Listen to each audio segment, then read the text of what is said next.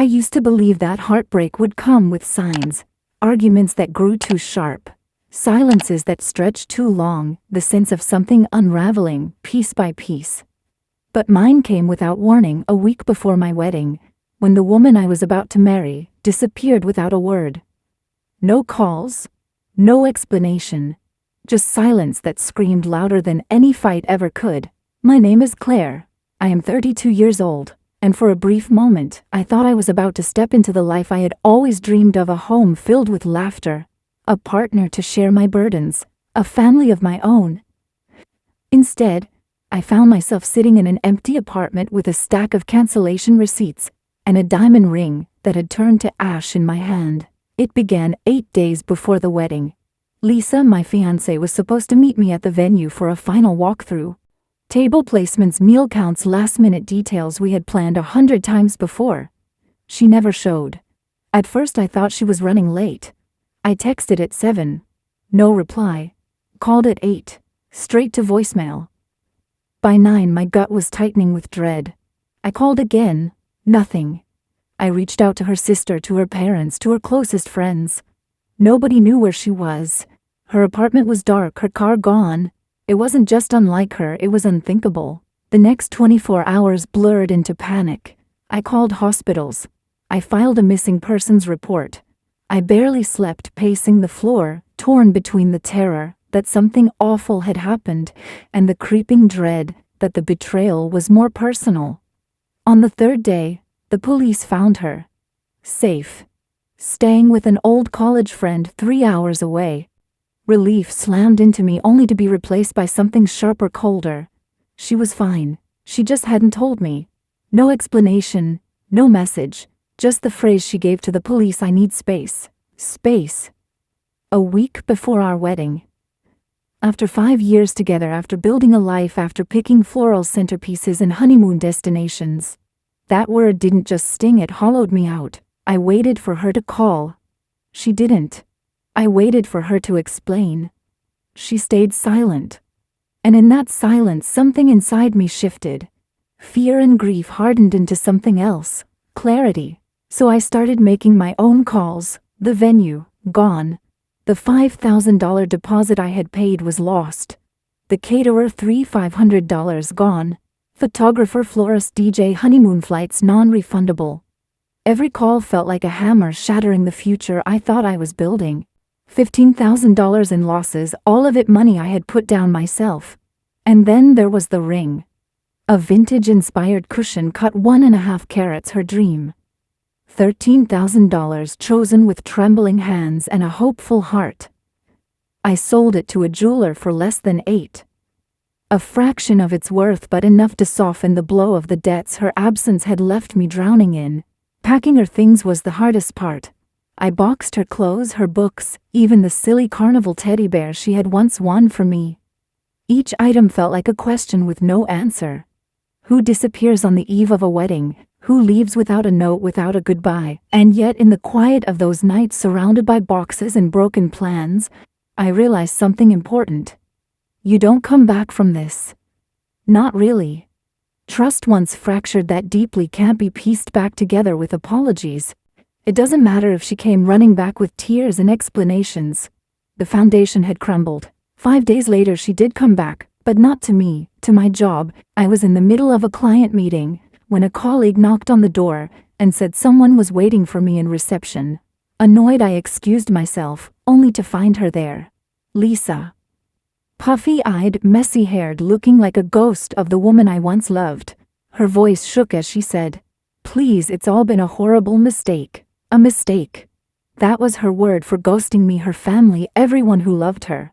For vanishing a week before our vows. For leaving me to cancel everything, to shoulder the financial wreckage, to endure the humiliation of telling friends and family the wedding was off. A mistake. I stared at her, feeling nothing but a cold, hollow rage. "It's done," I said. "The wedding is cancelled, permanently." Her face crumpled. She begged, she pleaded. She tried to spin a story we could tell: a family emergency, a health scare, something that would smooth it all over. As if betrayal could be erased with a convenient lie. And when I told her I had sold the ring, her jaw dropped. Shocked, offended, as if she were the victim. She demanded the money. She screamed in my workplace. She called me cruel, heartless, cold.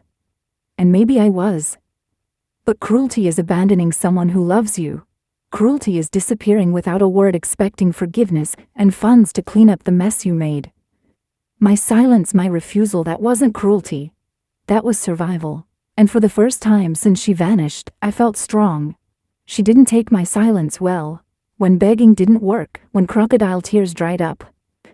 Lisa turned to fury. She stormed out of my office that day, but the damage wasn't done, not in her eyes.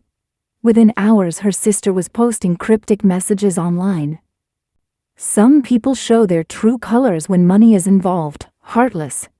Friends of hers echoed the sentiment, painting me as the villain, the cruel fiancé who had abandoned her in a time of crisis. I watched it unfold on my phone like a slow-motion car crash. Comments poured in, some from strangers I didn't even know, questioning my character, my integrity. I wanted to scream back, to tell them the truth, that she had ghosted me a week before the wedding, that she had left me to deal with the financial wreckage, that I was the one betrayed. But I didn't. I couldn't. Something inside me knew that defending myself would only feed the fire she was stoking. Instead, I did what I do best. I documented every receipt, every cancellation notice, every email. I kept a file neat and organized, a paper trail of betrayal that told the story more clearly than I ever could. But Lisa wasn't finished. A week later, I got a letter from her lawyer. She was demanding half the value of the ring I had sold. Half. The very ring she had abandoned, the ring tied to vows she had shattered before they were even spoken. My hands shook as I read it, the audacity of it, the insult carved into every line.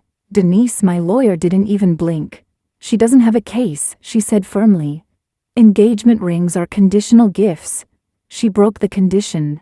You owe her nothing.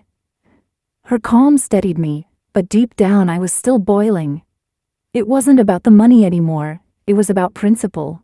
About the idea that she could take so much from me and still think she was entitled to more. Court was surreal.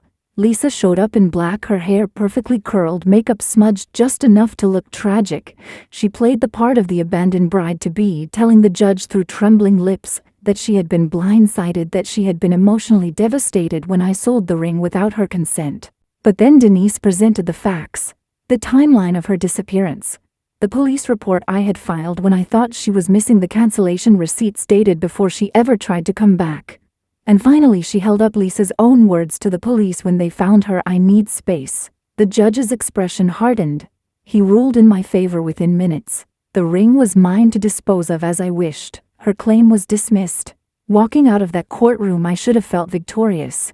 But what I felt was something quieter, something heavier.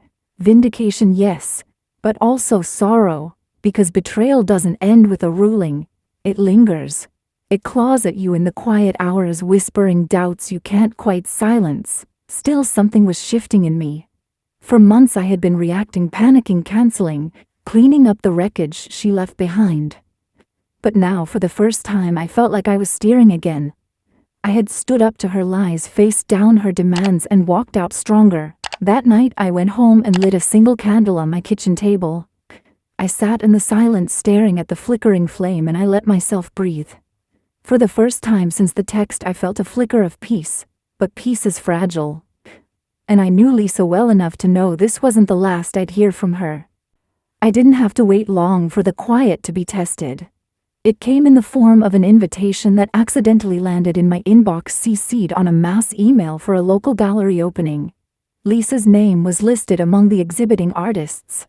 I stared at it for a long time, the subject line blinking like a dare.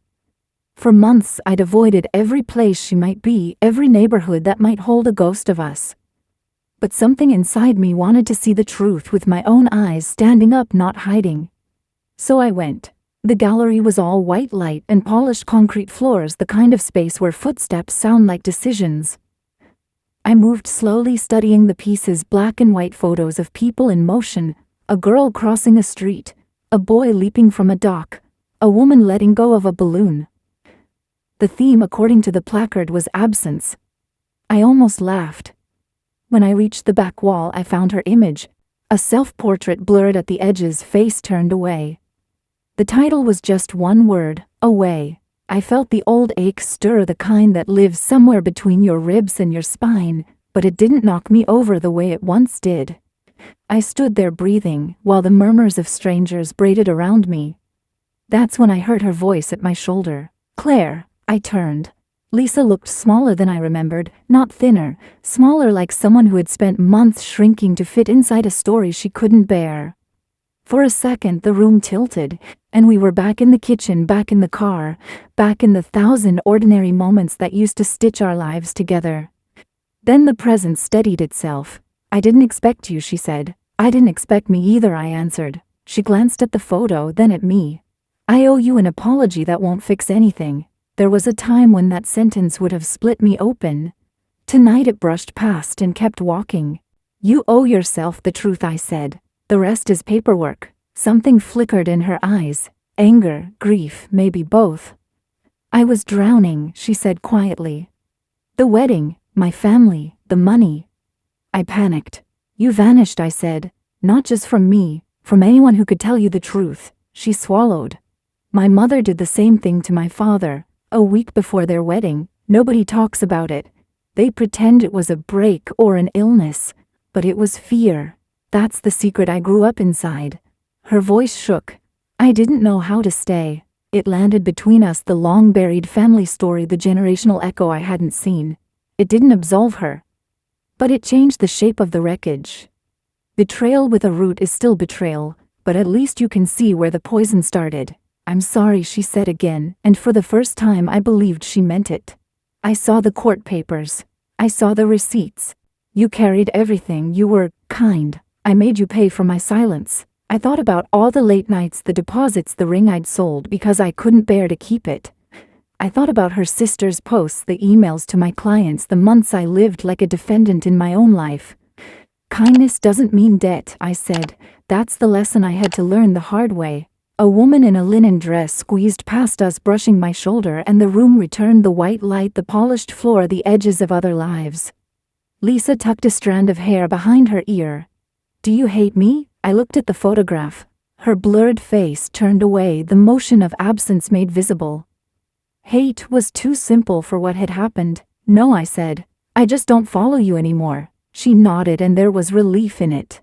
Not joy, not forgiveness. Just the understanding that endings can be clean even when they cut. She started to say something else, but I stepped back. "Take care of yourself," I said. It wasn't permission. It was a boundary. Outside, the city had shifted into evening. I walked until the gallery's light fell away, and the street noise folded into a softer hum. My phone buzzed in my pocket. An email from a client confirming a new contract. A message from my brother asking if I wanted lasagna tomorrow. A photo from my friend Lena of her toddler, wearing rain boots on the wrong feet. Life, ordinary and stubborn, pressed its warm hand to my chest. A week later, I got another message from a stranger. The subject line read, "You don't know me, but I know your story." I almost deleted it until I saw the name at the bottom. Rachel, someone Lisa had dated in college. Her email was steady, kind, and painfully familiar. She disappeared the night before graduation. Rachel wrote, "No explanation." I thought it was me. Therapy taught me it wasn't. It was fear. "I'm sorry for what she did to you. You aren't alone." I sat with that for a long time. Not because it made anything better, but because it made something make sense. The wound had always been personal. Now I understood it was also patterned. The family secret Lisa had finally spoken aloud. Her mother's vanishing act had left a map she had followed without knowing.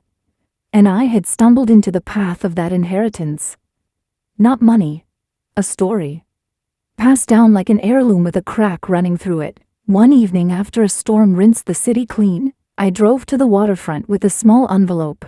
Inside was a photograph from the life I'd nearly had, me and Lisa on a winter night, our cheeks flushed, the ring so new it still looked shy on her hand. I wrote 2 sentences on the back. "Thank you for the lesson. I'm leaving the rest here." Then I tucked it under a loose board on the old pier, a private ritual for a public grief. On the drive home, I understood something that felt like a door finally opening. Revenge had never been the point, even when the court rulings tasted like it. Karma was never mine to engineer. What saved me wasn't her ruin, it was my refusal to be ruined with her. When she ghosted, I could have let the story turn me into a ghost, too haunting the wreckage of what almost was. Instead, I chose to be visible to my own life again. It's strange the way a heart recalibrates. Some mornings I still wake reaching for a weight that isn't there. A text thread that's silent, a voice that doesn't live in my apartment anymore. But then the kettle whistles, and the day begins, and I remember that emptiness isn't always loss. Sometimes it's room. Room for new work, new paint, new friends who don't flinch at hard truths. Room to be the main character in my own story again. If you're watching this and you're standing in the crater of a betrayal that arrived without warning, hear me, the silence that follows is not proof you were unlovable. It's proof you were in the wrong echo. You don't have to chase the person who left you behind a week before forever. You can gather the pieces, sell the ring, pay the invoices, and still keep your worth. You can walk into a gallery where the past is framed on a wall, and you can walk out without looking back. Love should never require you to disappear to keep it. If it does, it isn't love, it's a rehearsal for absence. Choose presence. Choose the kind of life that doesn't make you beg for air. If this story stayed with you, if it helped you feel seen or a little less alone, please like this video, share it with someone who needs to hear it, and subscribe for more true stories told from the heart. And if you faced a vanishing act of your own, tell me in the comments what helped you find your way back to yourself. I'm listening.